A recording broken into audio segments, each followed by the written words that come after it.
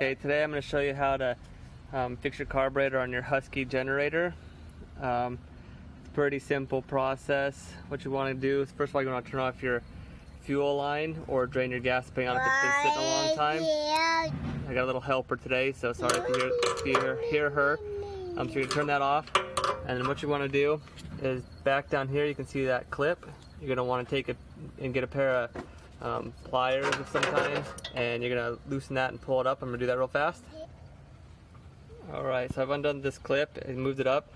While I was at it, I went and I wiggled this quite a bit. It took quite a bit of pressure to pull it up, but anyways, I twisted it, wiggled it, and eventually it popped off. I put it back on there just to show you. I'm putting quite a bit of strength into it right now, and it'll pop off here in a second. Alright, here we go. Alright, so I got it off. Move it out of the way. Now you're going to have a whole bunch of linkages that kind of go all over the place that you're going to be able to see. Kind of memorize where those go, how they're sitting. The next thing you're going to do is over here, you're going to have some latches. Go to your air box, and then you can take and pull your air box off, and then it just pops kind of right off. Next you have your air filter. Take and you can just pry this off.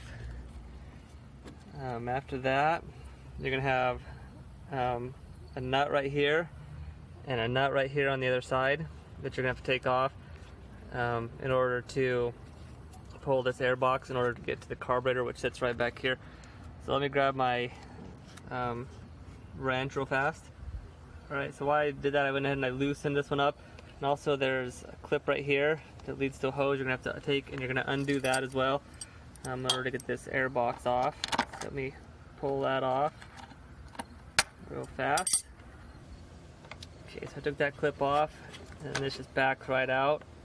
Then you're going to undo your screws here. If it falls down there, it's not a big deal, it'll fall at the bottom. Alright, so we got that one, and then we got this one over here.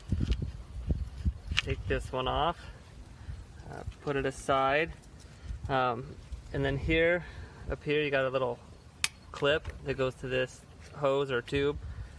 You're going to want to take, and you're just going to kind of shimmy that off so that you can be able to get it out.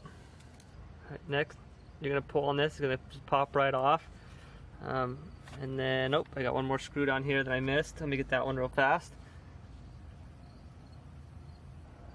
Alright, now that I've removed that bolt, this just pulls right off, and one of my screws fell off, so it's just in the top there. See it roll down. Just kind of remember where they go.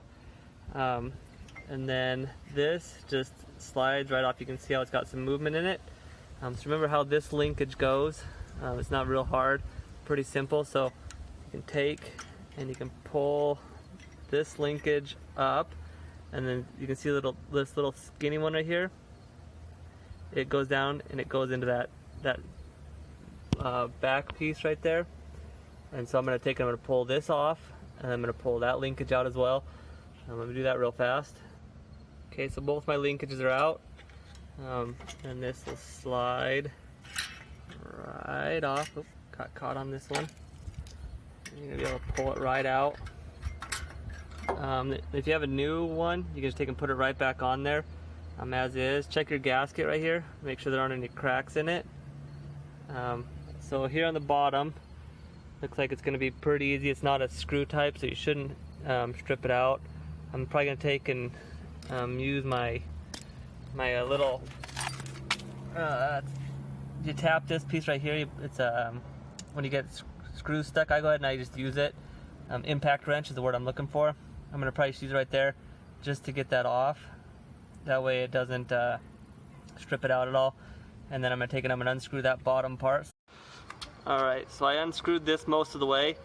You take and pull it out. And then this piece was on there pretty tough, so I had to smack it a couple of times with my wrench. And then it just pulls off.